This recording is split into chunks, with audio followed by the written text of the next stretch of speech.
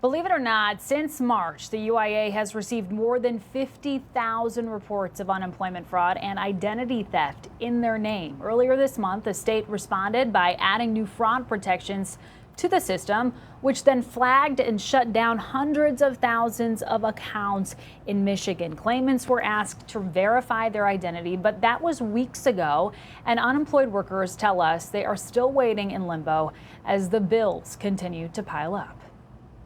We're at the age where we want to retire, and it's money that's going to take us a while to recoup. Doug and Valerie Lassing are nearly $7,000 in the hole, a loss that began when their critical unemployment benefits were suddenly blocked. I got the stop payment indicators. The freeze first hit Valerie's account, and just days later hit Doug's, wiping out an entire household's financial lifeline. What did you understand it to mean at the time?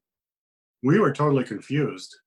There was no information that was available to us from the unemployment offices. You couldn't talk to anybody. I mean, we called hundreds of times. And they are not alone. That confusion, anxiety, and frustration shared by more than 300,000 others. The unemployment agency freezing payments amid a law enforcement probe after detecting a significant amount of fraud in new applications. International criminal organizations have inundated state unemployment programs across the country with fraudulent imposter claims. It's so incredibly upsetting and sickening that criminals taking advantage of this crisis have made it more difficult for those in need to get their benefits. But the UIA never made clear to the Lassings how they and thousands of others fell under the microscope. Yeah, it's a mystery.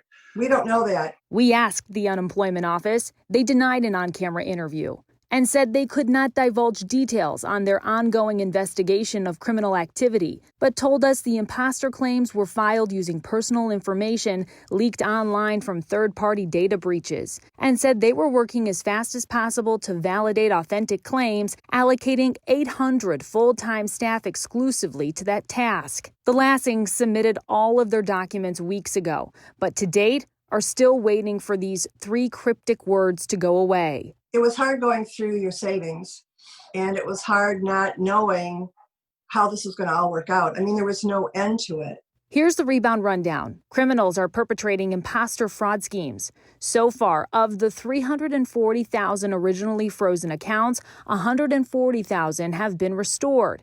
If you've received a stop payment indicator, you'll need to submit verifying documents within the unemployment system itself.